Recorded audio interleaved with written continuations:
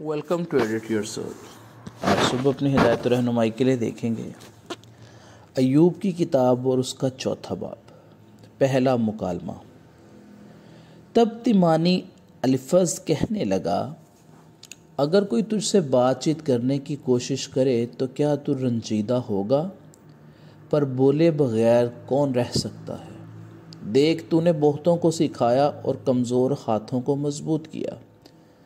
تیری باتوں نے گرتے ہوئے کو سنبھالا اور تو نے لڑکھڑاتے گھٹنوں کو پائیدار کیا، پر اب تو تجھی پر آ پڑی اور تو بے دل ہوا جاتا ہے۔ اس نے تجھے چھوا اور تو گھبرا اٹھا۔ کیا تیری خدا ترسی ہی تیرا بھروسہ نہیں؟ کیا تیری راہوں کی راستی تیری امید نہیں؟ کیا تجھے یاد ہے کہ کبھی کوئی معصوم بھی ہلاک ہوا ہو یا کہیں راست باز بھی کاٹ ڈالے گئے؟ میرے دیکھنے میں تو جو گناہ کو جوتتے اور دکھ بوتے ہیں وہی اس کو کاٹتے ہیں۔ وہ خدا کے دم سے ہلاک ہوتے ہیں، اس کے غضب کے جھونکے سے بھسم ہوتے ہیں۔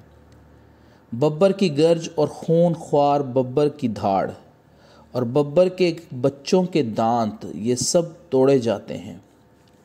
شکار نہ پانے سے بوڑھا ببر ہلاک ہوتا ہے اور شیرنی کے بچے تتر بتر ہو جاتے ہیں۔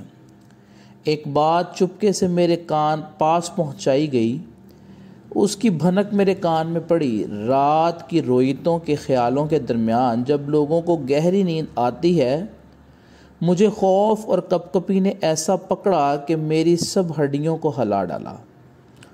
تب ایک روح میرے سامنے سے گزری اور میرے رونگٹے کھڑے ہو گئے اور چپ چاپ کھڑی ہو گئی، پر میں اس کی شکل پہچان نہ سکا۔ ایک صورت میرے آنکھوں کے سامنے تھی اور سناٹا تھا۔ پھر میں نے اس کی آواز سنی کہ کیا فانی انسان خدا سے زیادہ عادل ہوگا؟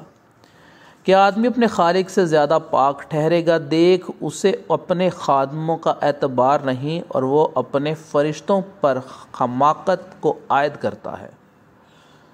پھر بھلا ان کی کیا حقیقت ہے جو مٹی کے مکانوں میں رہتے ہیں، جن کی بنیاد خاک میں ہے اور جو پتنگے سے بھی جلدی پس جاتے ہیں؟